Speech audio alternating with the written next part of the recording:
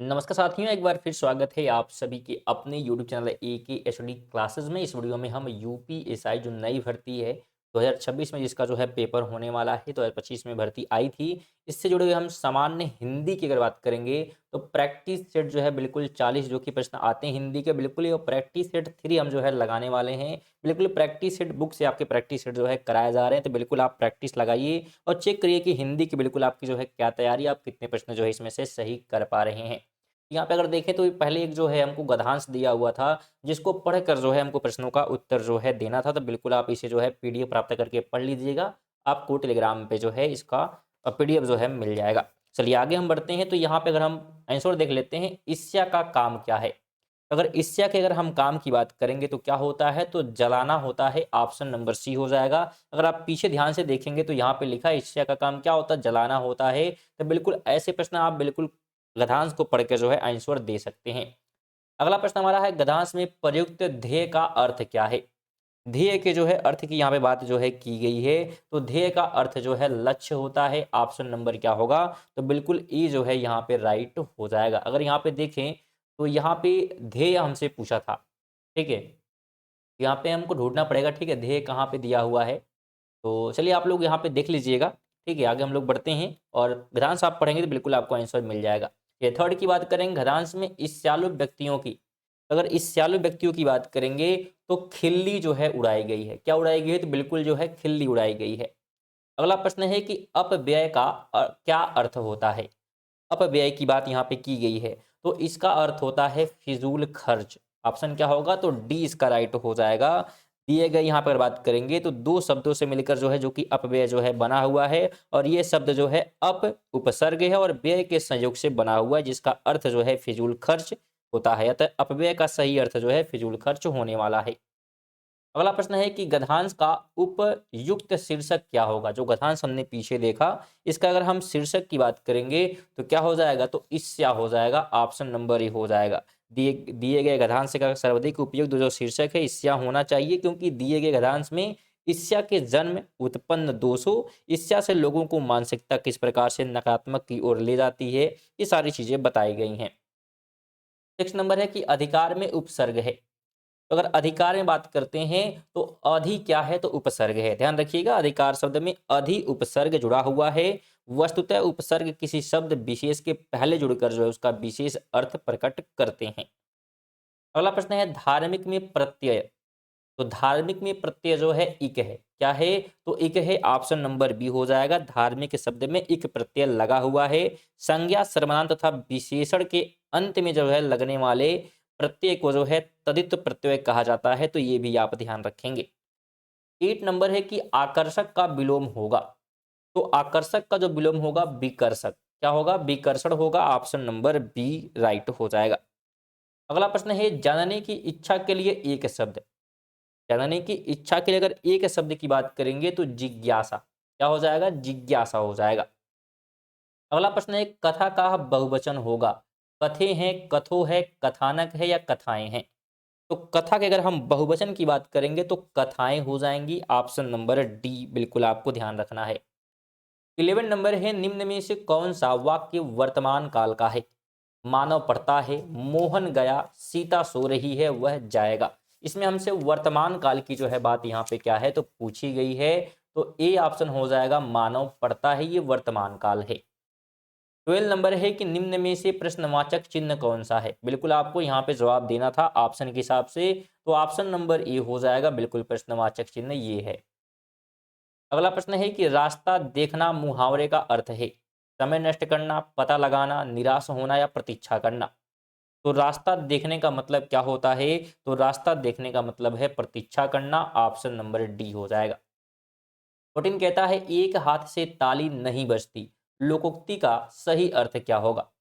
एक हाथ से ताली नहीं बजती है, इसका अर्थ जो है पूछा जा रहा है, तो इसका अर्थ होगा झगड़े के लिए दोनों पक्ष जिम्मेदार होते हैं, ये इसका अर्थ होने वाला है।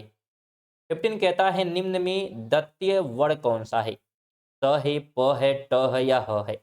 तो दत्तीय की बात यहाँ पे की गई है, तो स हो जाएगा। Option number A. ध्यान रखिएगा, दिए गए विकल्पों में स जो है दत्तीय वर्ण है, जो जो ध्यान रखिएगा वश्य यानी कि दंत मूल से उच्चारित किया जाता है। और प जो है वष्ट, त जो है मुध्य यानी कि तलु के गुड़ा भाग से, तथा ह स्वर यंत्री यानी कि काकल्य या कंठ द्वारा जो है उच्चारित किए जाते हैं। क्वेश्चन नंबर है, निम्न में अनुनासिक वर्ण कौन सा है? अनुनासिक वर्ण की जो है बात यहाँ पे की जा रही है, तो म हो जाएगा ऑप्शन नंबर सी। अनुनासिक वर्ण है, ऐसे वर्णों का जो है उच्चारण नासिक तथा मुंह से होता है, यानी कि नाक और मुंह से होता है और उच्चारण में लघुता रहती है। हिंदू अगर बात करेंगे हिंदी वर्णमाला में 5 वर्ण, जिसमें आप अगर देखेंगे तो ड हो जाता है, इसके अलावा जो है ईया हो जाता है, ड़ हो जाता है, न हो जाता है और म हो जाता है। तो ये सभी जो है अनुनासिक वर्ण होते हैं। विकल्प में प और ब तथा थ की बात करेंगे तो वर्ण तीनों ही स्पर्श व्यंजन हैं, ये ध्यान रखेंगे आप। 17 है कि महेंद्र का संधि विच्छेद होगा, तो महेंद्र का जो संधि विच्छेद है महाधन इंद्र हो जाएगा, ऑप्शन नंबर ए। 18 नंबर है कि राज दरबार में कौन सा समास है? राज दरबार में समास की बात अगर करेंगे तो तत्पुरुष होगा। क्या होगा? तत्पुरुष होगा, ऑप्शन बी हो जाएगा, क्योंकि राज दरबार का विग्रह राज प्लस दरबार अर्थात राजा का दरबार, यहाँ संबंध कारक जो है विभक्ति का प्रयुक्त हुई है, अतः यह जो है संबंध तत्पुरुष समास है। 19 नंबर है कि यथासंभव में कौन सा समास है? यथासंभव की बात की गई है तो इसमें अव्ययी भाव है। क्या है? अव्ययी भाव है, ऑप्शन डी राइट हो जाएगा। इस समास का जो पूर्व पद है प्रधान है और समास पद जो है अव्यय है, हो जाता है। इसमें जो है पहला पद उपसर्ग जाति का अव्यय होता है और वही प्रधान होता है, तो ये आप ध्यान रखेंगे। 20 कहता है निम्न में से कौन सा विदेशी है? कौन सा शब्द विदेशी है? मयूर, मील, वचन और मध्य। अगर विदेशी की बात करेंगे तो मील जो है विदेशी शब्द है, ध्यान रखिएगा, मील शब्द जो है विदेशी है, जो कि दूरी का जो है मात्रक है। अगला प्रश्न है कि हिमालय किस प्रकार की संज्ञा है? व्यक्तिवाचक, जातिवाचक, भाववाचक या समूहवाचक? तो हिमालय की बात करेंगे तो व्यक्तिवाचक जो है संज्ञा है, ऑप्शन ए हो जाएगा। जिस शब्द से किसी एक वस्तु, व्यक्ति या स्थान या आकृति का बोध है उसे व्यक्तिवाचक संज्ञा कहा जाता है, तो बिल्कुल ध्यान रखेंगे। 22 है निम्न प्रश्नवाचक सर्वनाम कौन सा है? निम्न में प्रश्नवाचक सर्वनाम है जो, सो, कोई और कौन। तो अगर प्रश्नवाचक की बात करेंगे तो डी हो जाएगा, यानी कि डी बिल्कुल ऑप्शन नंबर कौन। अगला प्रश्न है निम्न में से कौन सा संख्यावाचक विशेषण है? कुछ, कैसा, गरीब, सफेद। संख्या की बात यहाँ पे की गई है तो कुछ हो जाने वाला है, ऑप्शन नंबर ए हो जाएगा। ध्यान रखिएगा, अगर संख्या विशेषण की बात करेंगे तो 3 भेद होते हैं, निश्चित संख्यावाचक, अनिश्चित संख्यावाचक और इसके अलावा जो है परिणाम बोधक विशेषण, तो ये सभी जो है शामिल होते हैं, तो ये आप ध्यान रखेंगे। अगला प्रश्न है निम्न में से कौन सा हवा का पर्यायवाची नहीं है? वायु, समीर, पवन और सलिल। तो हवा का पर्यायवाची नहीं की बात करेंगे तो सलिल हो जाएगा, ऑप्शन नंबर डी। सलिल जो है हवा का पर्यायवाची नहीं है, अपितु यह जल का पर्यायवाची शब्द है। अगला प्रश्न है कि निम्न में से कौन सा शब्द शुद्ध है? शुद्ध जो है शब्द की अगर बात करेंगे तो ज्योत्सा है। क्या है? तो बिल्कुल ध्यान रखेंगे, यहाँ पे ज्योत्सना जो है क्या है? शुद्ध शब्द है।